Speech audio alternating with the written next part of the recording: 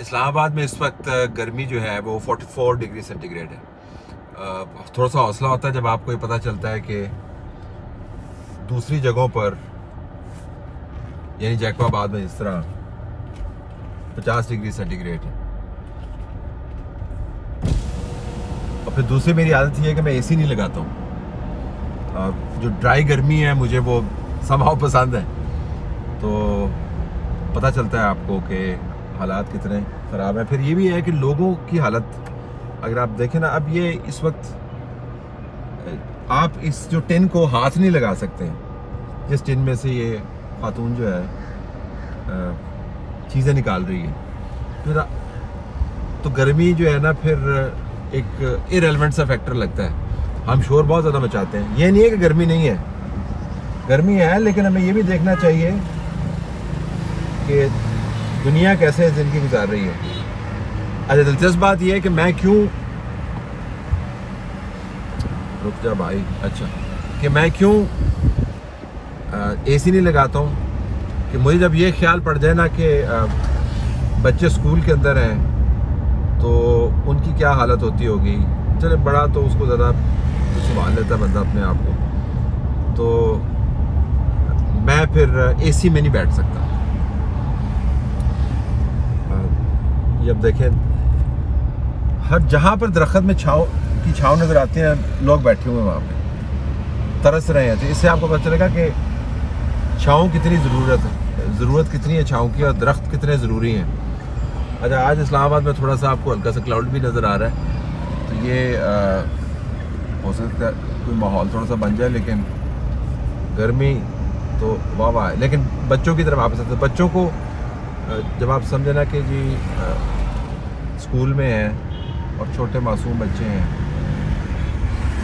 तो वो भी गर्मी में बैठे हुए हैं, और सुबह 7 बजे के उठे हुए हैं, 2 बज जाते हैं उनको वापस आते आते घर पहुँचते 2:30 बज जाते हैं। तो क्या वो दिन में लंच करते होंगे और कितना पानी पीते होंगे, तो फिर गर्मी की शिद्दत का एहसास बिल्कुल ही नहीं रहता।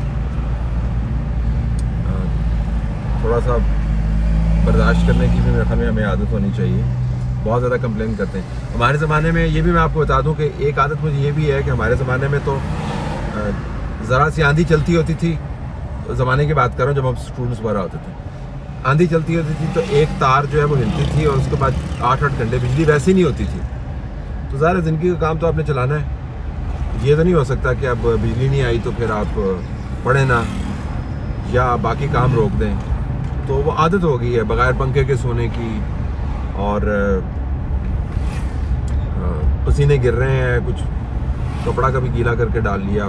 तो मुझे बस एक बॉडी की कंडीशनिंग है, अगर आपने उसको कंडीशन कर लिया है बहुत ज़्यादा कंफर्ट के लिए, तो वो बहुत ज़्यादा कंफर्ट के बगैर गुजारा नहीं करेगी। अगर आपने कंडीशन कर लिया है उसको मुसलसल तजर्बे से गुजार के मुख्तलिफ हालात के मुताबिक, तो फिर बॉडी बहुत सारी चीज़ें बर्दाश्त कर लेती है। अडेप्ट करना जो है ना वो बड़ा ज़रूरी है। फ़िज़िकल कंडीशन से आप अडेप्ट कर सकते हैं, जिससे मुराद ये नहीं है कि आपको हीट स्ट्रोक नहीं होता, बिल्कुल होता है। तो हीट स्ट्रोक से बचने के लिए अपने सर के ऊपर आप टोपी शोपी कोई कपड़ा पानी साथ लेके चला करें।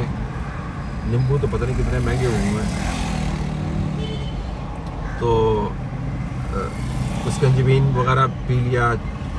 शुगर लेवल अपना ज़रा ठीक रखें, खाली पेट बाहर ना निकलें, पानी के साथ चने रख लें, खाली पेट ना मूव किया करें। ये करना पड़ता है। लेकिन कमाल बात होती है जो लोग बेहतरीन सहूलत में होते हैं वो सबसे ज़्यादा रौला डालते हैं, बहुत गर्मी बड़ी है, एसी में बैठते तो गर्मी बड़ी है।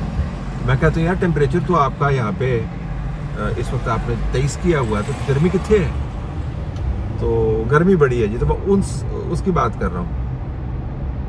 तो इस वक्त मैं स्कूल से बच्चों को पिक करने के लिए जा रहा हूँ, और जो मेरी रूटीन है ये मैं नहीं छोड़ता। बहुत मजबूरी हो तो ज़रा काम वाम हो तो आप कर लेते हैं, लेकिन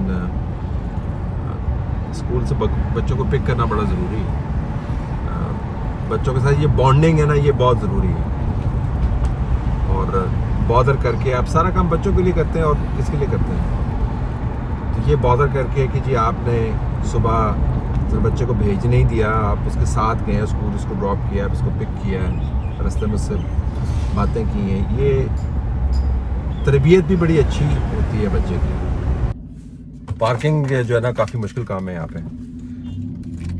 नज़ारा आपकी गाड़ी लेके आता है तो बच्चों को पिक करने के लिए